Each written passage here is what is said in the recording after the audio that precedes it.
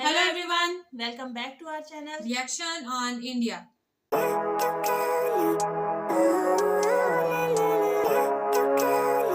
मेरा नाम है नासिया। मेरा नाम है मिनाहिल। तो आज इस वीडियो पे हम रिएक्शन देने जा रहे हैं। उसका टाइटल है वीडियो का टाइटल है will India save Pakistan from its worst economic collapse और इनके चैनल का नेम है गेटेस्ट फ्लाई फैक्ट। आज हम इस वीडियो पर रिएक्शन करने वाले हैं। वीडियो का लिंक और टाइटल आपको मिल जाएगा डिस्क्रिप्शन बॉक्स में, जरूर से चेकआउट कीजिएगा इनके चैनल को। और अगर आप हमारे चैनल पर नए हैं तो जल्दी से सब्सक्राइब कर लें और बाकी लिंक्स जो है वो डिस्क्रिप्शन में मौजूद है, वहां उसको फॉलो करें। जल्दी से बढ़ते हैं वीडियो की जानिब और देख लेते हैं ये वीडियो। हेलो फ्रेंड्स, मैं हूं गौरव और जरा इन वीडियोस को देखो। पाकिस्तान में ये भगदड़ सिर्फ आटे की एक बोरी के लिए, क्योंकि यहाँ पर 1 किलो आटे की कीमत 3000 रुपए हो चुकी है और लोग एक बोरी के लिए एक दूसरे को गटर में ढकेलने तक तैयार है। आटा छोड़ो, पाकिस्तान में गैस सिलेंडर की कीमत 10,000 रुपए हो चुकी है और पाकिस्तानी लिटरली प्लास्टिक की थालियों में गैस भर भर के घर लेके जा रहे हैं। लेकिन फ्रेंड्स, इंटरेस्टिंगली इस सब के बीच में इंडिया के लिए गुड न्यूज है, और वो भी फ्रॉम पीओके, क्योंकि आज पाकिस्तानी रुपी टूटते तारे के जैसे तेजी से गिरते जा रहा है। और पाकिस्तान की इसी क्रिटिकल हालत को देखने के बाद अब पीओके सिटीजन्स भारत से जुड़ना चाहते हैं। पीओके में आई एंटी पाकिस्तान वेव आज इतनी स्ट्रांग हो गई है कि जहां अब तक एंटी इंडिया के नारे लगाए जाते थे, जैसे फॉर एग्जांपल ये जो दहशतगर्दी है इसके पीछे वर्दी है, वो अब बदलकर प्रो इंडिया हो चुके हैं, जैसे कि ये कारगिल स्कर्दू खोल दो, टूटे रिश्ते जोड़ दो। Well friends, PoK activist Amjad Ayub Mirza का ये कहना है कि पीओके में रहने वाले लोग जिस अम्बिलिकल कॉर्ड से पाकिस्तान के साथ जुड़े हुए थे वो अब पूरी तरीके से टूट चुका है और पीओके में अब ऐसी एक भी सिटी नहीं है जहां पर लोग सड़कों पर आकर पाकिस्तानी सरकार के अगेंस्ट प्रोटेस्ट नहीं कर रहे हो।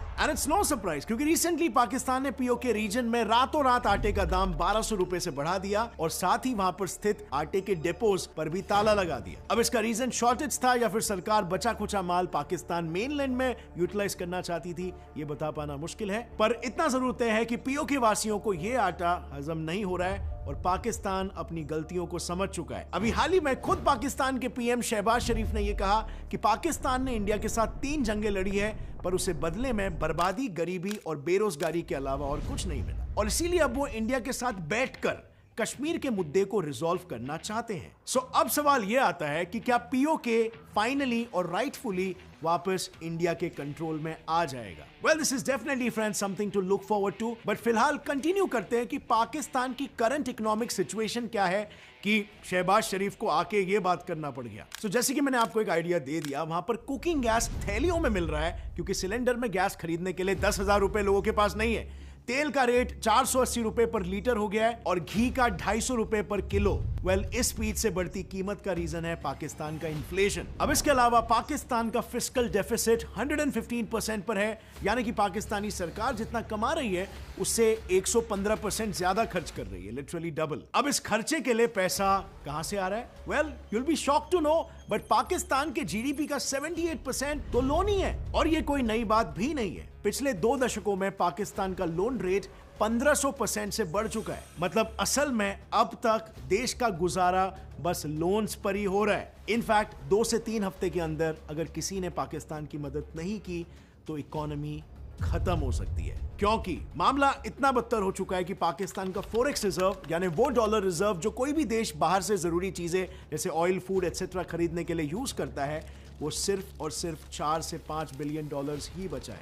यस, इतना कम रिजर्व पाकिस्तान जैसे कंट्री का। अब ये देखकर एनालिस्ट ये प्रेडिक्ट कर रहे हैं कि पाकिस्तान की इकोनॉमिक ग्रोथ 2023 में 3.5% से स्लो हो जाएगी, और इससे पाकिस्तान का एक डेवलप्ड कंट्री बनने का सपना तो बहुत दूर की बात। वर्ल्ड बैंक के रिपोर्ट्स के हिसाब से 2050 तक पाकिस्तान की जीडीपी 18 से 19% तक गिर जाएगी। अब फ्रेंड्स, ये देखकर मे भी आपके दिमाग में सवाल आ रहा होगा कि क्यों एक देश इंडिया जैसा डेवलपमेंट के रास्ते में चल रहा है, कुछ डेवलप्ड कंट्रीज है बट कुछ पाकिस्तान जैसे भी देश है, आखिर कैसे एक कंट्री की इकोनॉमी डेवलपिंग से डेवलप्ड कंट्री में ट्रांसफॉर्म होती है? वेल, ये प्रोसेस आपको काफी कॉम्प्लिकेटेड लग रहा होगा, लेकिन असल में it's very easy to understand, और इसके लिए आपको कोई मोटी किताब खरीदने की जरूरत नहीं है, बल्कि आप एक सिंपल सा easy to understand audio book economic history of developed countries, इसको सुन सकते हो कुकू FM प्लेटफॉर्म पर। यह बुक आपको बताएगी डेवलप कंट्रीज में इकोनॉमिक ट्रांसफॉर्मेशन कैसे होता है, इनकम इनइक्वालिटी का मामला कैसे सॉल्व किया जाता है और एक कंट्री फाइनली डेवलप कंट्री कैसे बनती है।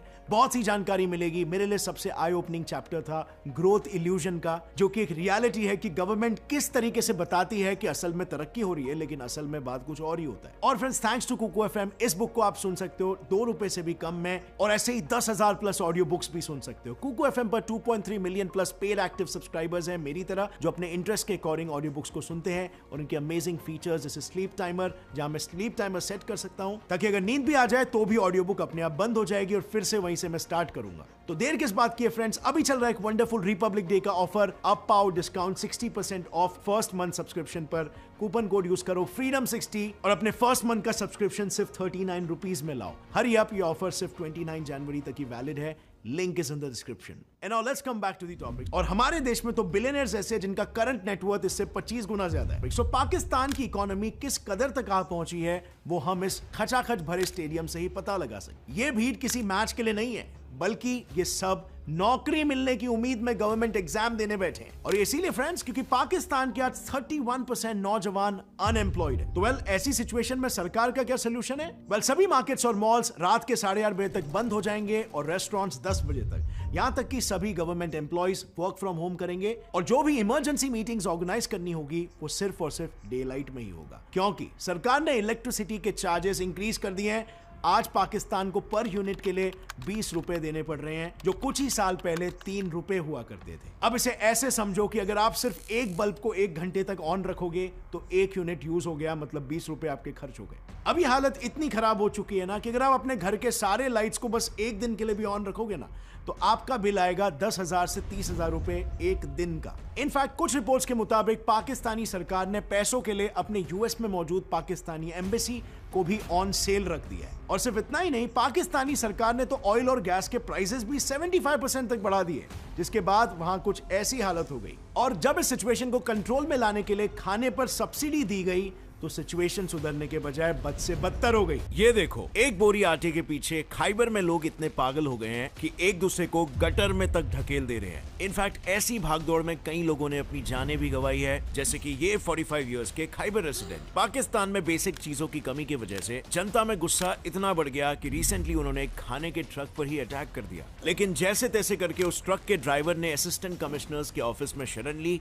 और अपनी जान बचाई। और चाय का इंपोर्ट बिल कम करने के लिए तो एक मिनिस्टर ने लोगों को चाय पीने से ही मना कर दिया। मिनिस्टर्स के हिसाब से अगर पाकिस्तान को डूबने से बचाना है तो ये सब करना ही पड़ेगा मजबूरन। और ये सब देखकर पीएम शहबाज शरीफ भी अपनी शर्मिंदगी जाहिर करने से खुद को रोक नहीं पाए। उन्होंने कहा कि पाकिस्तान जैसे एक न्यूक्लियर पावर स्टेट को दूसरे देशों के सामने हाथ फैलाना शोभा नहीं देता। आप कहते तो नहीं, लेकिन दिल के अंदर तो आप समझते होंगे ये पैसे मांगने आ गए हैं। तो मैंने कहा कि ये पाकिस्तान, एक मिसाल इसकी ये है कि एक हाथ में हमारे एक न्यूक्लियर ताकत है और दूसरे हाथ में कशकोल। पाकिस्तान के पास एक्चुअली कोई और रास्ता ही नहीं है। और इसीलिए जहां एक तरफ पाकिस्तान के पीएम चाइना के सामने हाथ फैला रहे हैं, वहीं पर दूसरी तरफ army general Asim Munir Saudi से। पर क्या इतनी क्रिटिकल सिचुएशन में कोई देश पाकिस्तान की मदद करना चाहेगा? चाइना तो नहीं।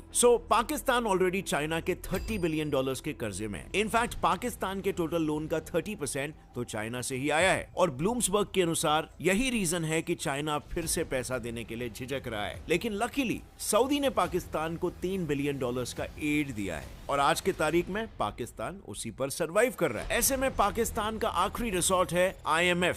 But did you know, Pakistan पिछले साल से ही IMF को हेल्प के लिए काफी रिक्वेस्ट कर रहा है, लेकिन पाकिस्तान को बार बार रिजेक्शन ही मिल रहा था। और ऐसा इसीलिए क्योंकि पाकिस्तान IMF की सभी शर्तों को फॉलो नहीं करना चाह रहा। देखो, IMF से लोन लेने के लिए ना कुछ कंडीशंस को फॉलो करना पड़ता है, जिसमें ये सब आते हैं। बेसिकली सरकार को अपनी इनकम बढ़ानी होती है और खर्चा कम करना है। पर पाकिस्तान की करंट सिचुएशन तो ऐसी है कि अगर उसने टैक्सेस बढ़ाए तो लोग भूखमरी से मर जाएंगे या सड़कों पर आकर आंदोलन करेंगे, और अगर नहीं बढ़ाए तो इकोनॉमी डूब जाएगी। इन शॉर्ट, पाकिस्तान का कोलैप्स इनएविटेबल है और पाकिस्तान के पास एक्चुअली इस सिचुएशन में कोई और रास्ता भी नहीं है। और इसीलिए state minister for finance Ayesha Ghosh Pasha के हिसाब से पाकिस्तान IMF के कंडीशंस को पूरा करने के लिए अब तैयार है। पर ताजुब की बात तो ये है फ्रेंड्स कि जो इकोनॉमी कुछ सालों पहले तक काफी डिसेंट कर रही थी और अच्छी गति से ग्रो भी हो रही थी, वो अचानक से ऐसे क्राइसिस में कैसे आ गई?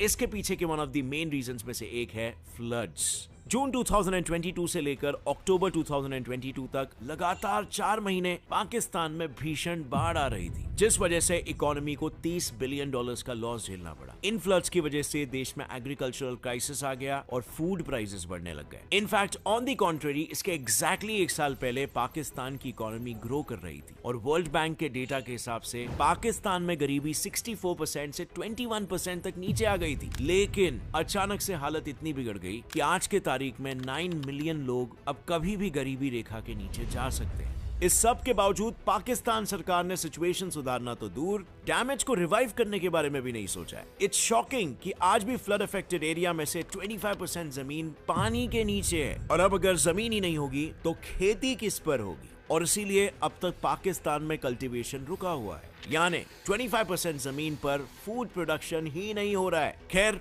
पाकिस्तान के कोलैप्स के पीछे का दूसरा रीजन है रशिया यूक्रेन वॉर। ये तो आपको पता ही होगा कि इस वॉर ने वर्ल्ड ओवर ऑयल इंपोर्ट्स और ऑयल प्राइसेस दोनों को ही डिसरप्ट कर दिया था। ऐसे में पाकिस्तान भी नहीं बच पाया, क्योंकि तेल के साथ साथ पाकिस्तान यूक्रेन से व्हीट भी इंपोर्ट करता था। इनफैक्ट वो यूक्रेनियन व्हीट का 3rd लार्जेस्ट कंज्यूमर है, पर ये इंपोर्ट अचानक से बंद हो गया, जिसकी वजह से वहां पर हालात और भी ज्यादा खराब हो गए। अब फ्रेंड्स, किसी भी देश की जनता के लिए ओनली होप होती है उसकी गवर्नमेंट, पर पाकिस्तान की पॉलिटिकल इंस्टेबिलिटी ने सिचुएशन को 10 गुना और खराब कर दिया है। इतना इंटेंस सिचुएशन होने के बावजूद भी गवर्नमेंट का पूरा फोकस अब भी पॉलिटिक्स और पैसों पर है। पाकिस्तानी किसान इत्तेहाद PKI के प्रेसिडेंट के अनुसार सरकार को 1 साल से दिख रहा था कि देश में अनाज की कमी हो रही है, पर फिर भी इन्होंने एक्सपोर्ट करना बंद नहीं किया, और इसीलिए आज सिचुएशन इस कदर हाथ से निकल चुकी है कि लोग रोटी तक के लिए एक दूसरे से झगड़ा कर रहे हैं। बट फ्रेंड्स, इस पैंडेमिक के बाद ना बहुत सारे देशों ने मार खाया, और एक नहीं बल्कि 104 ऐसे कंट्रीज है जो लिटरली बैंकरप्ट होने के कगार पर आ गए। अगर आपको जानना है ये कौन से कंट्रीज है और क्यों इनके हालात खराब है, तो इस टॉपिक पर मैंने ऑलरेडी एक डिटेल वीडियो बनाया जो यहाँ पर क्लिक करके आप देख सकते हो। आपको बहुत कुछ सीखने मिलेगा, और अगर इस वीडियो से आपको कुछ भी नया सीखने मिला, एक लाइक जरूर ठोकना। Gets it fly fact channel को भी सब्सक्राइब कर लो और बेल नोटिफिकेशन दबाओ, ताकि आगे आने वाली हमारी कोई भी वीडियो की अपडेट आप मिस ना कर सको। और फ्रेंड्स, जाने से पहले कुकू FM ऐप को इंस्टॉल करना मत भूलना। बस यूज करो मेरा कूपन कोड FREEDOM60, आपको मिल रहा है 60% of. Link is in the description. See you next time, friends. Till then, as always, stay curious, keep learning, and keep growing. जय हिंद। बातें तो उन्होंने खैर बहुत अच्छी की हैं और सही साफ सच्ची बातें की हैं कि किसी भी अगर मतलब जैसे वो कोलैप्स की बात करते हैं पाकिस्तान की इकोनॉमी की, तो 2 बहुत बड़ी मेन रीज़न थी, एक फ्लड था और दूसरा रशिया और यूक्रेन की जो जंग थी। अब फ्लड का किसी के ऊपर कोई मतलब, ये तो अल्लाह की तरफ से जो है वो कुदरती आफात में ही आता है, तो इसकी वजह से अभी तक जो है वो 25% जो ज़मीन है उसके ऊपर जो है वो फसलें नहीं उगाई जा रही। तो इसके ऊपर किसी का वो हम किसी को इल्ज़ाम नहीं ठहरा सकते। लेकिन इनकी बात एक मुझे बहुत अच्छी लगी कि जब इन्होंने भी लास्ट में कहा कि 1 साल पहले ही गवर्नमेंट को पता चल गया था, वो जो फार्मर्स के पता नहीं कौन थे, उन्होंने बता दिया था गवर्नमेंट को कि अनाज की कमी हो जाएगी, तो फिर इनको जो है वो गंदम जो है वो एक्सपोर्ट नहीं करनी चाहिए थी। नहीं मतलब अगर ये भी था, चलो उन्होंने बता दिया था, वो एक अलग मैटर है, लेकिन अभी 4 मंथ्स तक फ्लड रहा है, ठीक है, और अभी भी वहां पे जो है वो पानी है उसके ऊपर। तो कम से कम वो चीजें, जब आपको पता है कि हमारा मेन जो है पाकिस्तान एक एग्रीकल्चरल कंट्री है और हमारा ज्यादातर जो हम डिपेंडेंट है एग्रीकल्चर पर ही है, ठीक है, तो जब ये चीज ही नहीं होगी, कुछ खाने पीने को ही नहीं मिलेगा, जब वहां पर फसलें ही नहीं होंगी, तो फिर लोग तो फिर तो ये तो खुद मतलब मजाक बनाने वाली बात है ना अपने मुल्क तो की। नहीं एक्सपोर्ट करना चाहिए था ना, आप अपने लोगों को यार वहां से कम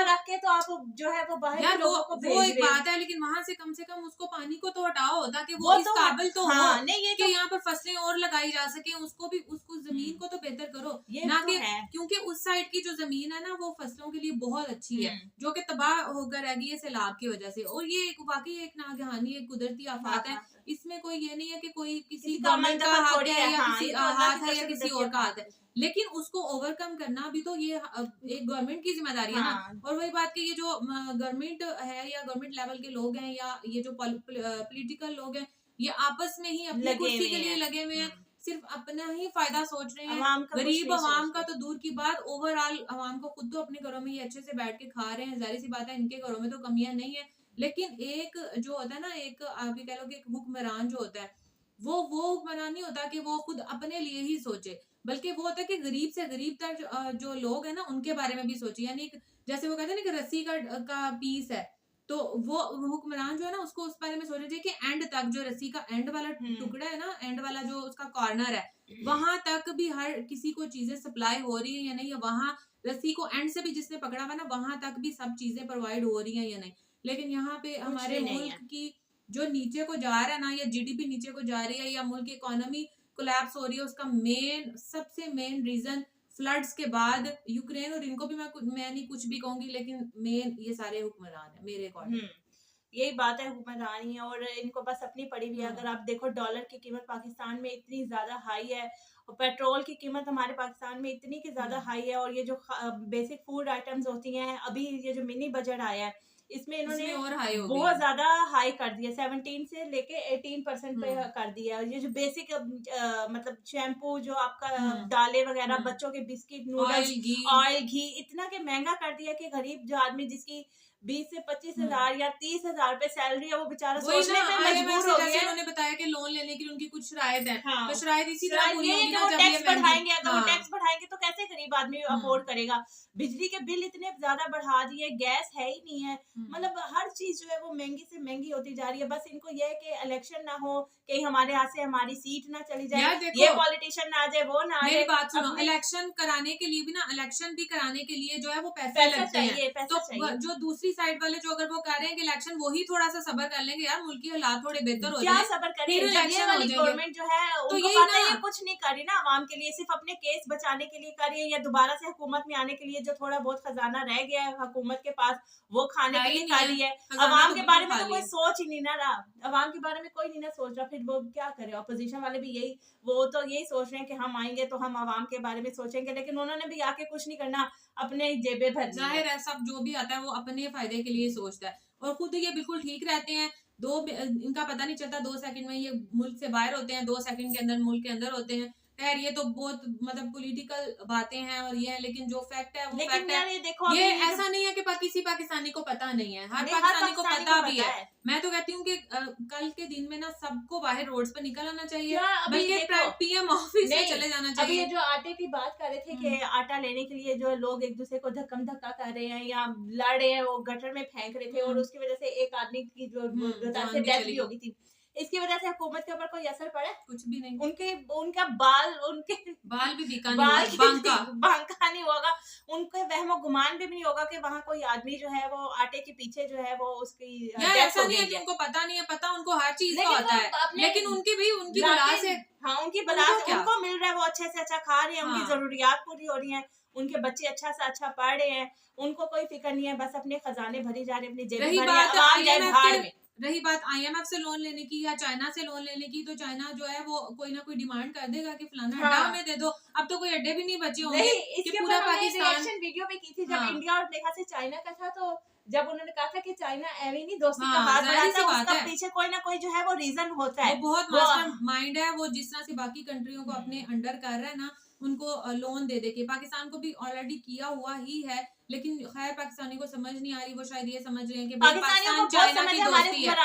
यही ना मैं हुक्मरानों की बात कर रही हूँ, पाकिस्तानी अवाम जो है ना उनको बहुत समझ, लेकिन बेचारी क्या करे, बाहर निकल के सारा दिन खवार होगी, अपने जो घर जो 4 पैसे आने हैं वो भी नहीं आ पाएंगे। इस वजह से बेचारे वो निकलते नहीं है कि यार निकल के हमारी ही दिहाड़ी मरनी है, हमारे घर वालों ने भूखे मरना है, अगर बाहर निकलेंगे एहतजाज करने किसी ने सुनना तो है नहीं, शुरू हो जाती है, उसके लिए पैसे आ जाते हैं, वो लाठीचार्ज शुरू हो जाता है, बेचारी अवाम मार खाए, एक तो उनके पास खाने के लिए कुछ नहीं, और फिर दूसरा वो अपनी दिन भर की जो कमाई है वो भी ना कमाए, और मार खाने के लिए बाहर रोड्स के ऊपर आ रहे हैं। और फिर इसी तरह से खबर मिले कि भाई 2 बंदों की मौत हो गई या 10 बंदों की मौत हो गई, इसी में वजह से, गर्मी की वजह से या धूप की वजह से या शेलिंग की वजह से या पुलिस की लाठीचार्ज की वजह से, इतने पता नहीं ये हालात कब ठीक होंगे। खैर इसके ऊपर जितनी भी डिस्कशन की जाए वो कम है। हाँ, तो बस ये है कि अल्लाह मियां पाकिस्तान के हालात अच्छे से अच्छे करे, और कोई ऐसा हुक्मरान आए कि जो पाकिस्तान के हालात बदल के रख दे। हमारी तो यही दिल से दुआ है यार, मेन रीजन यही है, हुक्मरान अगर कोई एम लेके आता भी है ना कि मैं पाकिस्तान के हालात बदलूंगा, ये करूंगा, उसको टिकने तो कोई देता ही नहीं है। ये तो हिस्ट्री निकाल के देखो, पिछली जितनी भी हिस्ट्री है ना, कोई हुक्मरान ने अपनी 5 साल की मुद्दत पूरी नहीं की है, जो कि गवर्नमेंट सब एक जैसे है, एक जैसे वो कहते हैं ना, एक ही थाली के चट्टे बटे हैं। अगर एक आता है तो उसकी कोशिश होती है मैं दूसरे की टांग खींचूं, अगर दूसरा आता है तो उसकी कोशिश होती है मैं पहले की टांग टांग खींचो। बस इसी में हमारे पाकिस्तान की ये जो उन्होंने तबाही से तबाही कर दिया है और उसकी जीडीपी जो है वो नीचे से नीचे जाई जा रही है और बर्बादी की तरफ जा रहा है। खैर होप सो अल्लाह मियां हमारे पाकिस्तान को बहुत बुलंदियों तक पहुंचाए। उम्मीद तो अभी लेकिन सिर्फ दुआओं से काम नहीं चलता है, कुछ करके भी दिखाना पड़ता है। उम्मीद पे दुनिया कायम है। अल्लाह मियां बेहतरी की तरफ लेके जाए पाकिस्तान के हालात। खैर ये थी हमारी आज की रिएक्शन वीडियो। सो मिलेंगे आपसे इंशाल्लाह नेक्स्ट रिएक्शन वीडियो के साथ। तो आप लोग भी अपनी राय से जरूर आगाह कीजिएगा कमेंट सेक्शन में। तो मिलेंगे आपसे इंशाल्लाह नेक्स्ट वीडियो में, तब तक दे हमें इजाजत। अल्लाह हाफिज।